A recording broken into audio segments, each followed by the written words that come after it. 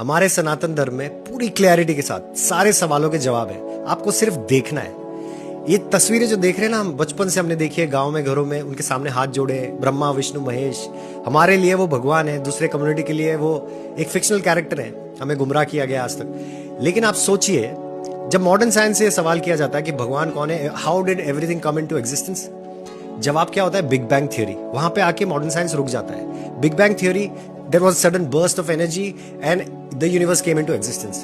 सनातन धर्म में इसका specific answer है, जब पूरे ब्रह्मांड में कुछ नहीं था ना, not even the existence of time, तब शक्ति गर्भ में से त्रिदेव पैदा हुए। इसलिए हमारे सनातन धर्म में माता का स्थान सबसे ऊपर होता है। इस शक्ति गर्भ में से pure form of energy, electromagnetic radiation which is travelling to space at the speed of light, no existence of time. ये शक्ति जो रोशनी ट्रैवल कर रही है, इसको किसी तरह से कन्फाइन करना था। यहां पे आता है विष्णु तत्व। मया तत्मिदम सर्वम जगत व्यक्ति मूर्तिनम। विष्णु तत्व ये तत्व है जो एक प्रोटॉन को, proton is pure form of energy, right? Proton, electron, neutron, आप कुछ भी ले लो, pure form of energy. It is held by some power and that is Vishnu तत्व। That particular electromagnetic radiation which is travelling into space, there is no existence of matter. उसको किसी तरह से कन्फाइन कर दिया, मैटर का क्रिएशन हो गया। Protons are positively charge, they will repel each other. तो उसको कन्फाइन करने के लिए न्यूक्लियस के अंदर शिव तत्व आया, नागेंद्र हाराया, त्रिलोचन आया। शिव तत्व नहीं होता तो न्यूक्लियस एनर्जी, न्यूक्लियस एक जगह बंधा नहीं होता और सारे प्रोटॉन्स बिखर गए होते, सारे एटम्स बनते ही नहीं और यूनिवर्स बिखर चुका होता। और इस न्यूक्लियस को सिंबलाइज करता है हमारा शिवलिंग। शिवलिंग पे जल और दूध का अभिषेक क्यों करते हैं? That is coolant actually.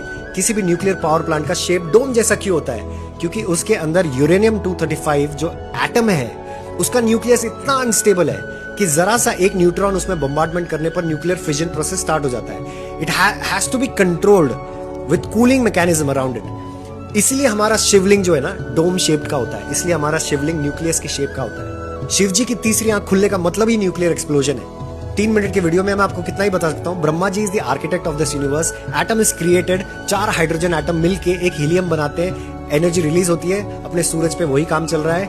Ion तक सूरज पे न्यूक्लियर फिजन चलता है, उसके बाद न्यूक्लियर फिजन आता है। न्यूक्लियर फिजन में 127 एलिमेंट्स बन जाते हैं, जिससे यह पूरा यूनिवर्स बना है। ब्रह्मा विष्णु महेश हमारे यूनिवर्स के कर्ता धर्ता, these are the creators and organisers of our universe. और ये हमारे सनातन धर्म में क्रिस्टल क्लियर डेफिनेशन में लिखा हुआ है। Thank you so much for watching this video again. I'll be back with such other information next time.